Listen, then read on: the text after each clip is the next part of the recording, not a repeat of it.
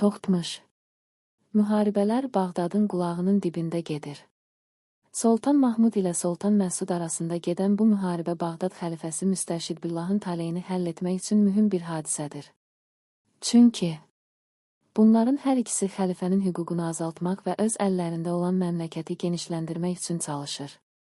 Bunun üçün də fürsətdən istifadə edən əcnəbilər Azərbaycan məmləkətini fitnə və macəralar yuvasına döndərmişlər. Bu sözləri Əmir İnancın qoca vəziri Toxtamış deyirdi. Əmir vəzirin fikirlərini qismən rədd və qismən də qəbul edirdi. Əmir Aran məmləkətini idarə etmək barəsində danışaraq deyirdi. Aran məmləkətini saxlamaq üçün Şirvan xaqanı Əbülmüzəffəri aldatmaq və Aranın Şirvana ilhaqını rəsmən olmasa da hər il müəyyən vergi vermək şərt ilə qəbul etmək lazımdır. Xəlifəni itirməmək üçün isə Bağdada verdiyimiz illik vergiləri göndərməliyik. Toxtamış buna etiraz edirdi. Bu doğru bir fikir deyildir.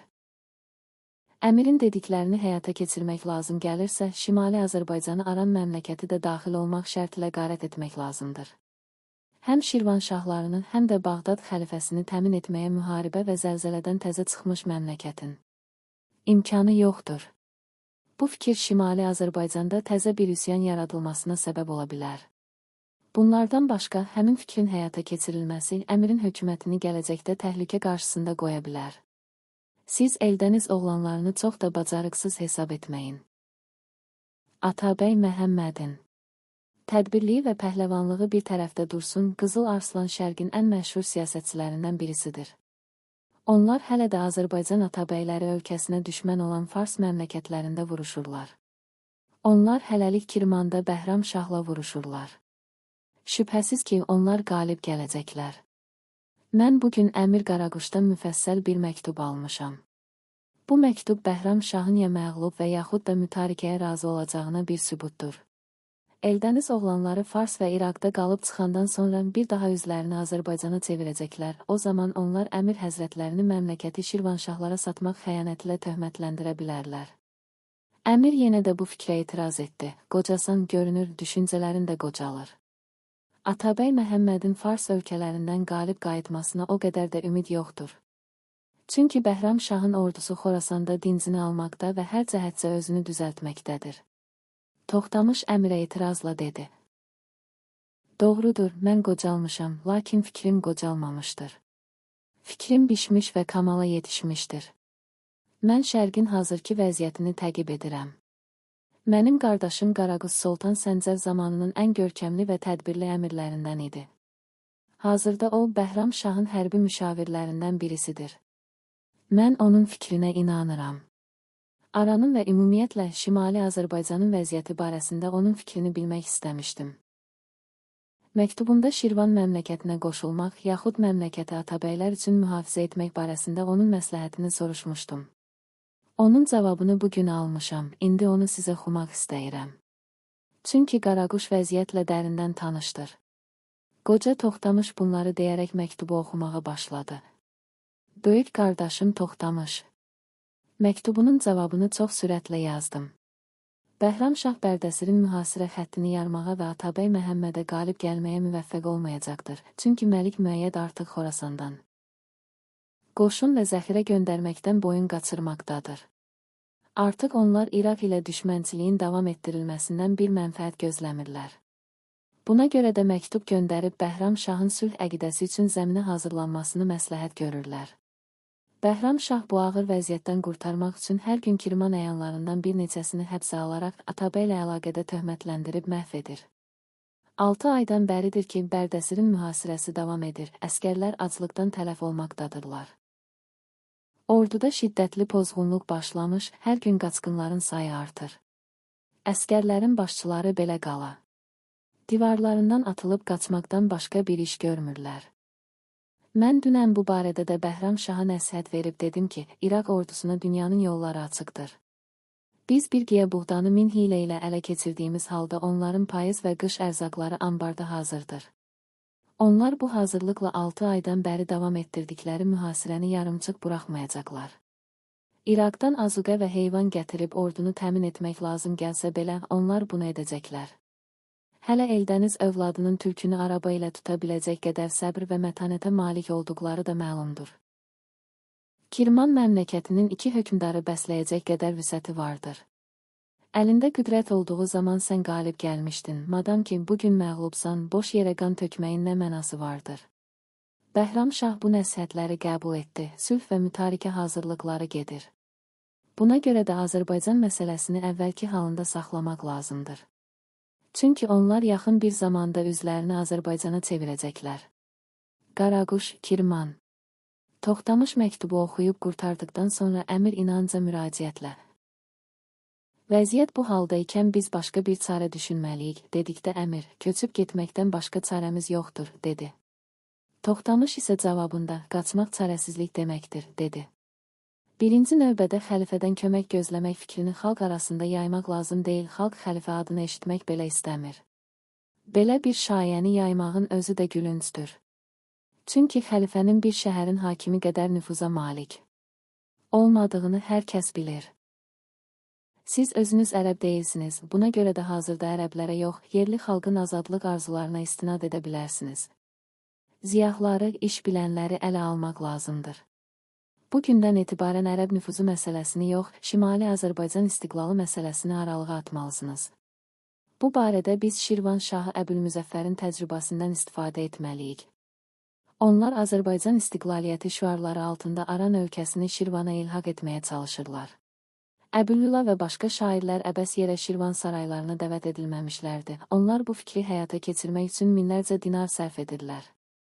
Həqaiq təxəllüslü şairə Xaqan əbəs yerə öz ləqəbini əta buyurub, Xaqani adlandırmamışdır. Əmir onu bilməlidir ki, Şirvan Xaqanı hər bir şairi öz tərəfini çəkdiyi zaman onun oxucularını da öz tərəfinə cəlb edir.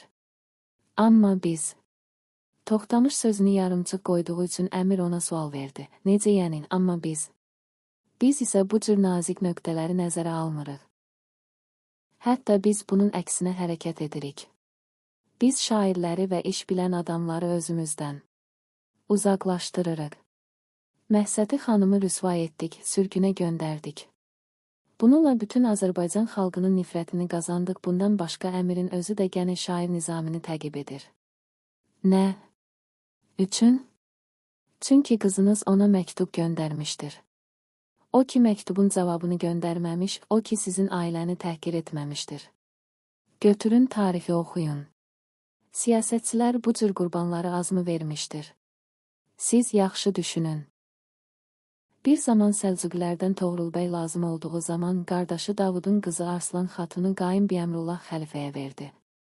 Yeni lazım gəldiyi vaxt özü 65 yaşında ikən xəlifə Qaim Biəmrullahın 13 yaşlı qızı Seydə ilə evləndi. Əmir həzrətləri siyasətlər əksəriyyətlə qız verib, qız almaq və qohum olmaq əsasında qurulubdur. Siz götürün Səlcuqilərin tarixini. Oxuyun, Alp Arslanın vəziri Nizamülmülkün yazdığı siyasətnaməyə baxıb siyasət öyrənin. Alp Arslan Abxaz və Azərbaycanı əldə saxlamaq üçün Abxaz hökmdarı Baqration Georginin qızı ilə evləndi, məmləkətin qərb hüdudlarını möhkəm etmək məqsədilə Rum imperatorunun qızını aldı. Xarəzm və Orta Asiyanı əlində saxlamaq məqsədilə Səmərqənd xaqanının qızı ilə izdivac etdi.